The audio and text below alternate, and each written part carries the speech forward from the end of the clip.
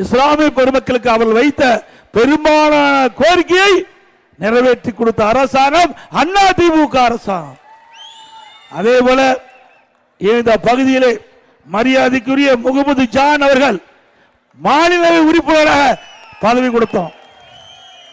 சிறுபான்மை மக்களுக்கு குரல் கொடுக்க வேண்டும் என்பதற்காக, சிறுபான்மை மக்களுடைய குரல் மாநிலவையில் ஒலிக்க வேண்டும் என்பதற்காக அனைத்து இந்திய அண்ணா திராவிட முன்னேற்ற கழகத்திலே நான் முதலமைச்சர் இருந்த பொழுது எங்களுடைய கட்சியின் சார்பாக மரியாதைக்குரிய மறைந்த திரு முகமது ஜான் அவர்களுக்கு மாநிலவை உறுப்பினராக கொடுத்த அழகு பார்த்த கட்சி அதிமுக கட்சி. எங்களிடத்திலே ஜாதியும் மதமும் கிடையாது. எங்களுக்கு ஆண் ஜாதி பெண் ஜாதி இரண்டு ஜாதி தான் அதிமுக இருக்கின்றது. ஆகவே நாங்கள் வாக்குக்காக இதை சொல்லவில்லை. வேண்டுமென்றே திட்டமிட்ட அவதூறு பிரச்சாரத்தை எதிரணியர் பரப்பி வருகிறார்கள். தயவு செய்து அதை நம்ப வேண்டாம் என்று மட்டும் நான் இந்த நேரத்தில் கேட்டுக்கொள்கிறேன். அவரவர் மதம் அவரவருக்கு புனிதமானது. அவரவர் மதம் அவரவருக்கு புனிதமானது. அதிலே ஒருபோதும் அனைத்து இந்திய அண்ணா திராவிட முன்னேற்ற கழகம் தலையிடாது. எந்த மதத்தை சார்ந்தவரும் இன்னொரு மதத்திற்கு அடிமை அல்ல. அதை நாங்கள் தெளிவாக எங்களுடைய தலைவர்கள் எங்களுக்கு உணர்த்திவிட்டு சென்றிருக்கின்றார்கள்.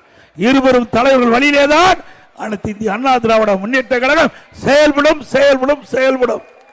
அதே போல கிறிஸ்துவ பெருமக்களுக்கு நிறைய திட்டங்களை நாங்கள் செய்திருக்கின்றோம்.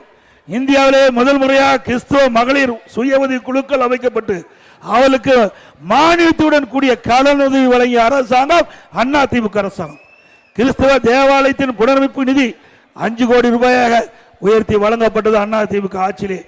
செருசலம் புனித பயணம் மேற்கொள்ளும் கிறிஸ்தவ ஆசிரியர்களுக்கு வழங்கப்பட்ட அரசு நிதி உதவி ஒரு நபருக்கு 28,000 இருந்தது. அதை உயர்த்தி வழங்க வேண்டும் என்று கேட்டார்கள். நான் முதலமைச்சர் அந்த காலத்தில் 28,000 38,000 உயர்த்தி வழங்கினேன். கிறிஸ்துவ அருட்சோதனைகளுக்கு செருசலம் புனித பயணத்தில் தனி ஒதுக்கீடு செய்யப்பட்டது.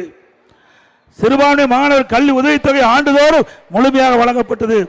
2011 முதல் 2021 வரை 10 ஆண்டுகளில் சிறுபான்மை வகுப்பை சேர்ந்த 37,16,000 மாணவ மாணவிகளுக்கு 884.36 கோடி 884 கோடி கல்வி உதவித்தொகையாக வழங்கப்பட்ட அரசாங்கம் அதிமுக அரசாங்கம்.